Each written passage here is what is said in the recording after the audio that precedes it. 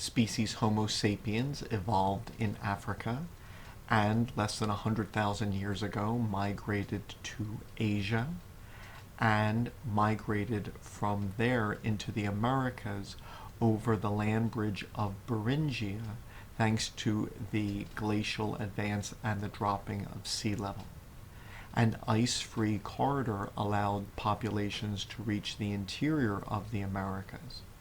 And there is a site in Orange County, New York, near the city of Florida, known as Lookout Mountain.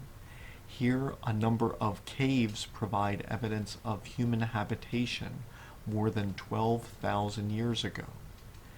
This mountain is thus on the National Registry of Historic Places, since this is one of the oldest evidences of human habitation in the Americas.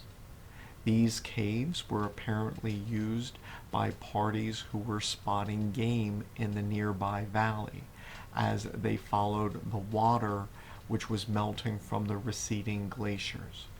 Caribou, peccary, and giant beaver bones are known from the sites around these caves, in addition to a variety of tools such as fluted spear points and a number of other tools made of bone, antler, and stone, such as knives, scrapers, and awls, which would allow the sewing of form-fitting clothing.